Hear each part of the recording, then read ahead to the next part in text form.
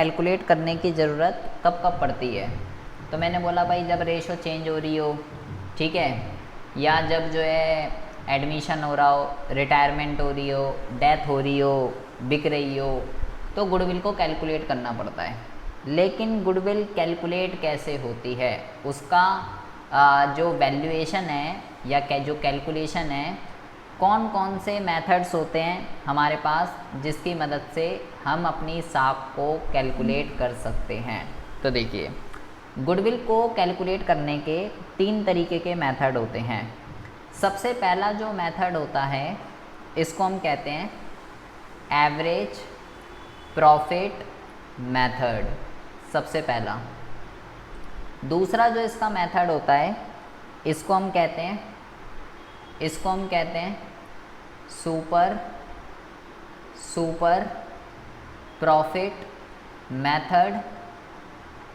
और तीसरा जो इसके अंदर मेथड होता है इसको हम कहते हैं कैपिटलाइजेशन मेथड। ये 3 तरीके के मेथड होते हैं जिसकी मदद से हम क्या कर सकते हैं, जिसकी मदद से हम अपनी गुडविल को, हम अपनी साख को कैलकुलेट कर सकते हैं। ठीक है जी। अच्छा जी, सबसे पहले जो ये एवरेज प्रॉफिट मेथड होता है, इस मेथड के अंदर भी 2 मेथड होते हैं। एवरेज वाले के अंदर भी 2 मेथड होते हैं। सबसे पहला जो मेथड होता है उसको हम कहते हैं सिंपल एवरेज प्रॉफिट मेथड। और दूसरा जो होता है इसको हम कहते हैं वेटेड एवरेज प्रॉफिट मेथड। ठीक है जी। अच्छा, सुपर प्रॉफिट ऐसे ही है। ये जो कैपिटलाइजेशन वाला होता है इसके अंदर भी जो है भाई 2 मेथड होते हैं जिससे हम गुडविल को कैलकुलेट कर सकते हैं। ठीक है, इसके अंदर कौन कौन से होते हैं? इसके अंदर होता है पहला, इसको हम कहते हैं कैपिटलाइजेशन ऑफ एवरेज प्रॉफिट। और दूसरा जो मेथड होता है इसको हम कहते हैं कैपिटलाइजेशन ऑफ सुपर प्रॉफिट। ये 2 मेथड होते हैं। मतलब बेसिकली कितने हो गए? 1 2 3 4 5। हम 5 मेथड्स की हेल्प से क्या कर सकते हैं? 5 मेथड की हेल्प से हम जो है गुडविल को कैलकुलेट कर सकते हैं। ठीक है जी। तो किस मेथड से, किस तरीके से गुडविल को कैलकुलेट किया जाता है, ये आपको जो है ज़रा समझना है। तो हम अभी फ़िलहाल सबसे पहले जो बात करने वाले हैं सिंपल एवरेज प्रॉफिट मेथड से। सिंपल एवरेज प्रॉफिट मेथड से किस तरीके से गुडविल को कैलकुलेट किया जाता है। Simple average profit method. अब ज़रा ध्यान से समझेंगे एक एक मेथड कि भाई इससे गुडविल जो है वो किस तरीके से कैलकुलेट की जाएगी। देखिए, सिंपल एवरेज प्रॉफिट मेथड, ये मेथड क्या कहता है, इसका क्या फॉर्मूला है और कैसे ये अप्लाई होगा। ये मेथड ये कहता है कि भाई अगर मेरे अकॉर्डिंगली आपको गुडविल को कैलकुलेट करना है, साख को अगर कैलकुलेट करना है, तो आपको 2 चीज़ों की रिक्वायरमेंट है। क्या क्या? आपको सबसे पहली बात तो चाहिए एवरेज प्रॉफिट, और दूसरा आपको जो चाहिए वो चाहिए नंबर ऑफ ईयर परचेज। ये 2 चीज़ें चाहिए आपको अगर आपको इस मेथड के अकॉर्डिंगली गुडविल को कैलकुलेट करना है। ये इसका सूत्र है, ये इसका फॉर्मूला है। क्या है इसका फॉर्मूला? हम सबसे पहला मेथड पढ़ने जा रहे हैं सिंपल एवरेज प्रॉफिट मेथड, ये वाला। तो मैंने बोला कि इसका जो फॉर्मूला है वो है goodwill is equal to average profit upon में नंबर ऑफ ईयर। सबसे पहले हम बात करते हैं कि भाई ये क्या होता है और इसका क्या करना है। सबसे पहली बात तो ये आपको ना गिवन होगा हमेशा क्वेश्चन के अंदर, ये बहुत शरीफ है, इसको हमको कैलकुलेट नहीं करना, ये आपको गिवन होगा। ये होता क्या है, number of year purchase. Number of year purchase का ये मतलब होता है कि जब कोई बंदा किसी से कोई बिजनेस को खरीदता है, तो भाई जब कोई बंदा, जैसे अभी हमने ऊपर वाले एग्जांपल में मैंने बोला कि प्रीति सुरभि का बिजनेस खरीद रही है, तो नंबर ऑफ ईयर परचेज का मतलब ये होता है कि जब प्रीति सुरभि का बिजनेस खरीदेगी तो कितने सालों तक, भाई प्रीति जो है प्रीति सुरभि का बिजनेस को खरीद रही है, तो उसके कुछ स्टैट्स होंगे, उसकी बैलेंस शीट होगी, वो पिछले साल उसकी परफॉर्मेंस कैसी रही है, कितना लाभ कितना हानि वो कमा रही है, प्रीति के पास ये इन्फॉर्मेशन होगी कि ऑन एन एवरेज इसको हर साल इतना लाभ इतना प्रॉफिट होता ही होता है।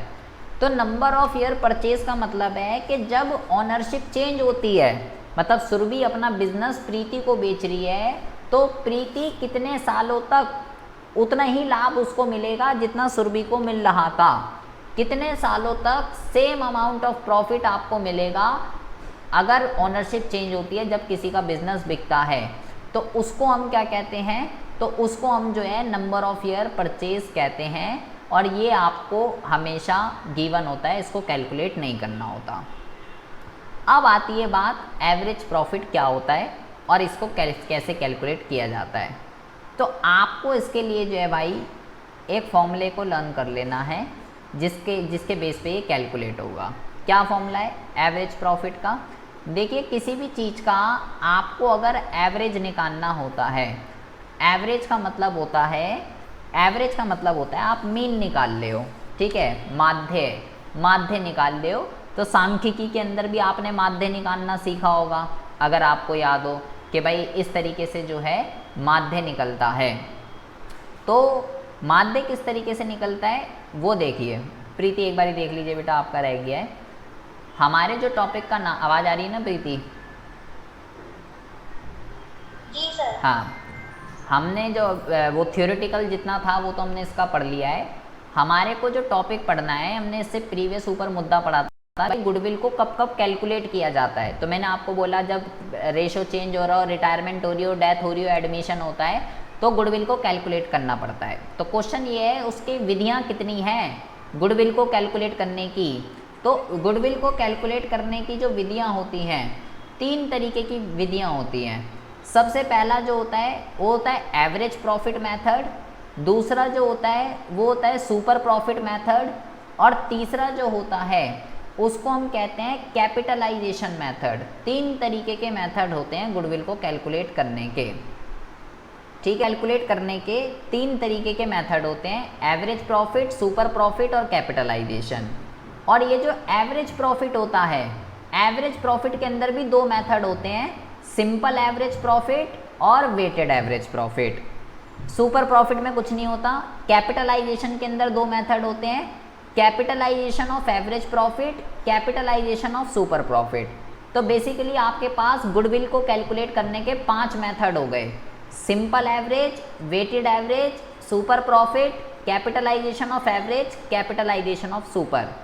5 मेथड से आप अपनी साख को कैलकुलेट कर सकते हो। तो हम सबसे पहला मेथड पढ़ रहे थे, सिंपल एवरेज प्रॉफिट मेथड का क्या सूत्र होता है और इससे साख को कैसे कैलकुलेट किया जाता है। तो इसका जो फॉर्मूला होता है ये होता है average profit multiply number of year purchase.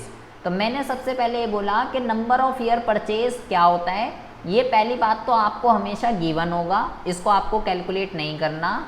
और इसका मतलब ये होता है कि जब आप किसी का बिजनेस खरीद रहे हो, तो भाई वो जो बंदा बिजनेस खरीद रहा है, जैसे मैंने अभी ऊपर एग्जांपल दिया था कि प्रीति सुरभि का बिजनेस खरीद रही है, तो प्रीति ने सुरभि के जो भी लेखा जोखा बुक्स ऑफ अकाउंट्स है उसको देखा होगा, और उसने देखा होगा कि भाई ऑन एन एवरेज सुरभि को हर साल इतना प्रॉफिट होता ही होता है। तो नंबर ऑफ ईयर परचेज का मतलब ये होता है कि जब प्रीति सुरभि का बिजनेस खरीदेगी तो प्रीति को भी कितने सालों तक सेम एवरेज प्रॉफिट होना ही होना है, उस चीज़ को नंबर ऑफ ईयर परचेज कहते हैं। ये आपको गिवन होगा। एवरेज प्रॉफिट की बात करें तो इसका फॉर्मूला होता है, तो इसका मतलब है आप मीन निकाल लो, मध्य, जो आपने सांख्यिकी के अंदर स्टैटिस्टिक के अंदर पढ़ा होगा। ये कैसे निकलता है? ये निकलता है कि भाई जितना भी आपका टोटल प्रॉफिट है उसको क्या कर दीजिए, टोटल प्रॉफिट को आप डिवाइड कर दीजिए, आप डिवाइड कर दीजिए नंबर ऑफ ईयर परचेज से। तो आपके पास क्या निकल के आ जाएगा, आपके पास जो है एवरेज प्रॉफिट निकल के आ जाएगा। जैसे कि मान लीजिए बेटा, अगर मैं ये बोलूँ कि 2016 में आपको 2 लाख रुपए का, 2017 में आपको 3 लाख रुपए का, ठीक है, 2018 में आपको जो है 4 लाख रुपए का, और 2019 में आपको जो है मान लीजिए 4 5 6 7 8 9 2019 में आपको 3 लाख रुपए का लाभ हुआ। तो अगर मैं आपको ये बोलूँ कि आप और आपको अगर मैं ये बोलूँ कि आपको जो है इन 4 साल का एवरेज निकालना है, तो आपको क्या करना है, इस चीज़ को इस सूत्र में पुट कर देना है। तो क्या निकल के आएगा, आपके पास निकल के आएगा average profit is equal to, क्या लिखा मैंने formula, total profit divided by number of year purchase. तो इन सबको जोड़ देना है, 2 लाख, 3 लाख, 4 लाख और 3 लाख, और भाग कर देना है किससे, number of year, number of year purchase नहीं आएगा बेटा यहाँ पे, नंबर ऑफ ईयर आएगा केवल, परचेज नहीं, जितने सालों का प्रॉफिट है, ठीक है, केवल वो आएगा। तो कितने सालों का प्रॉफिट है, 4 साल का प्रॉफिट है, ठीक है जी।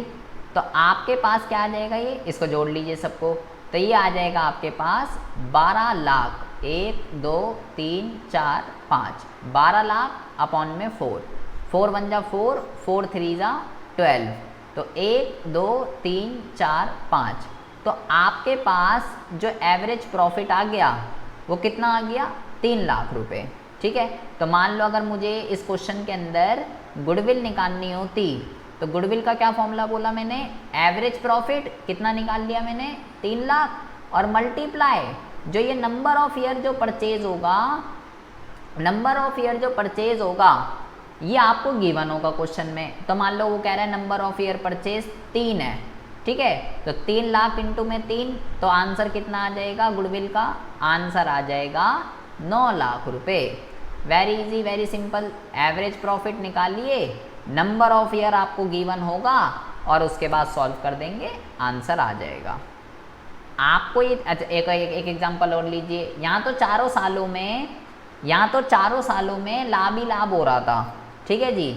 लेकिन मान लीजिए अगर मैं बोलूँ 2016 में 4 लाख का, 2017 में 6 लाख का, और 2018 में 1 लाख का लॉस हो गया, इसमें लॉस हो गया, ठीक है, एंड इसमें प्रॉफिट हुआ और इसमें प्रॉफिट हुआ, 2 साल प्रॉफिट हुआ और तीसरे साल लॉस हो गया।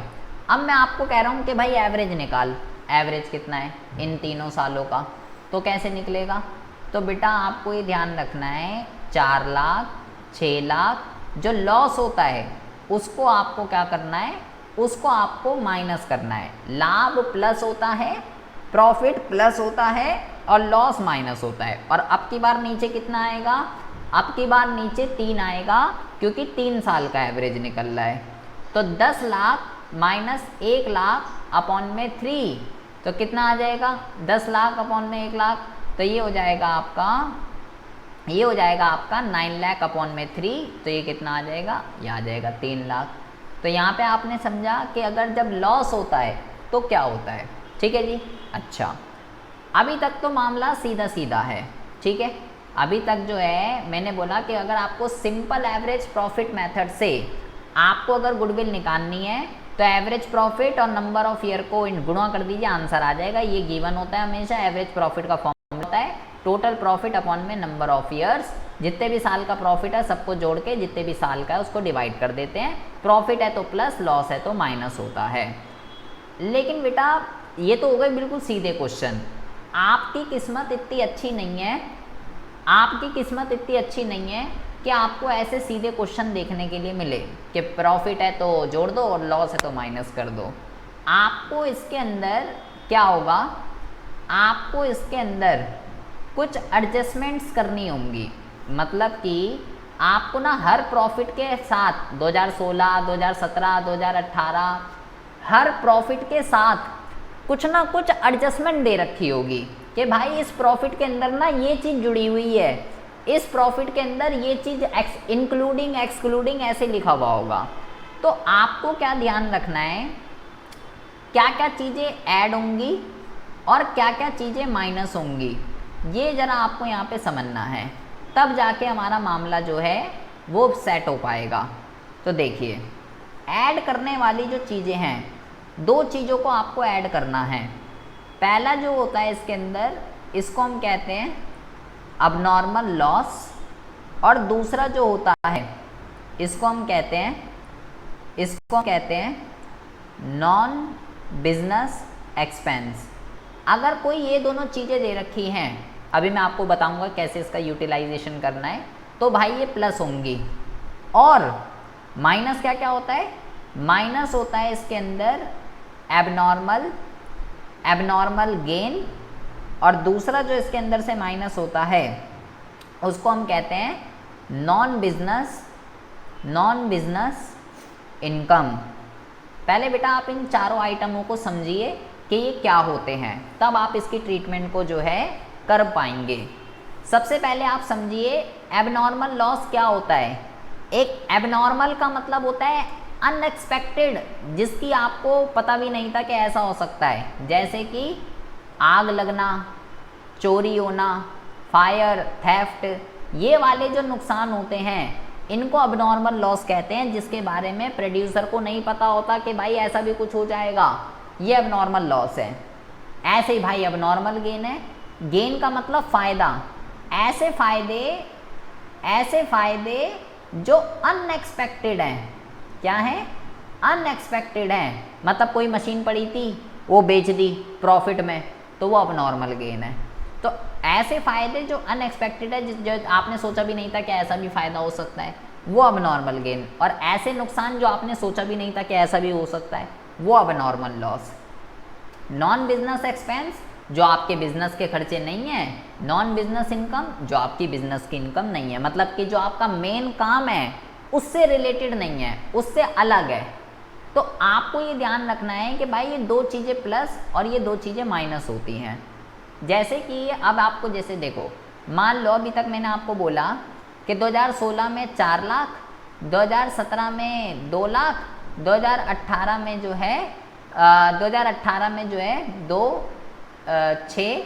4 लाख। अभी तक मैंने आपको बोला कि मान भाई ऐसे दे रखा था, सीधा सीधा प्रॉफिट हो रहा था तीनों साल, प्रॉफिट और प्रॉफिट ऐसे दे रखा था अभी तक, ठीक है जी। लेकिन अब आपको क्या होगा, अब आपको बेटा कुछ एडजस्टमेंट दे रखी होंगी। जैसे वो ये बोलेगा कि जो 2016 का ये जो प्रॉफिट है ना, वो आपको बोलेगा कि इसके अंदर ये जो 4 लाख का जो प्रॉफिट है, इस 2 लाख के अंदर जो है ना अबनॉर्मल लॉस क्या है भाई, एबनॉर्मल लॉस जो है ना वो एक्सक्लूडिंग है, ऐसे लिखा हुआ होगा। एबनॉर्मल लॉस क्या है, एबनॉर्मल लॉस एक्सक्लूडिंग है। और ऐसे बोलेगा, जैसे 2018 का जो प्रॉफिट है, बोलेगा कि इसके अंदर ना 2 लाख रुपए का, इसके अंदर 2 लाख रुपए का एबनॉर्मल गेन इंक्लूडिंग है। अब आपको ऐसे मिलेगा, तो आपको क्या करना है, अब बेटा अभी तक तो मैं सीधा 4 लाख उठा रहा था क्योंकि कुछ एडजस्टमेंट गिवन नहीं थी, लेकिन अब आपको क्या करना है, अब आपको ये जो इनके नीचे लिखे हुए होंगे, जो उस लाभ के साथ जो एडजस्टमेंट दे रखी होगी, पहले उस एडजस्टमेंट को करना पड़ेगा, प्लस होगा या माइनस होगा। जैसे अभी मैंने आपको बताया अबनॉर्मल लॉस क्या होगा, एबनॉर्मल लॉस क्या होगा, एबनॉर्मल लॉस जो है बेटा प्लस होगा, तो ये बन जाएगा 6 लाख। 2017 का तो ठीक है 2 लाख, और यहाँ पे ये कितना हो जाएगा, ये हो जाएगा मान लीजिए, चलो मैं इसको 3 लाख कर देता हूँ, ठीक है। 3 लाख का अब नॉर्मल गेन है, इसमें जुड़ा हुआ है। अब नॉर्मल गेन मैंने क्या बोला, माइनस होगा, तो ये कितना होगा बेटा 1 लाख। तो अब इसको हम कर देंगे, अब देखिए कितना आएगा, ये आएगा 9 लाख अपॉन में 3, इसको काट देंगे तो ये आ जाएगा 3 लाख। अब इस तरीके से बेसिकली आपको इस तरीके से क्वेश्चन देखने के लिए मिलेंगे। तो तो एवरेज प्रॉफिट किस तरीके से आएगा, उसके लिए आपको ये एडजस्टमेंट ध्यान रखनी है, ये सूत्र आपको ध्यान रखना है। प्रॉफिट प्लस होता है, लॉस माइनस होता है, नंबर ऑफ ईयर परचेज क्या होता है, तब आप सिंपल एवरेज प्रॉफिट मेथड से साक को, गुडविल को कैलकुलेट कर पाएंगे। सुरभि इतनी बात समझ आ रही है? तनीषा आगे बेटा क्या बात चल रही है? Yes sir. प्रीति आ रही है आवाज?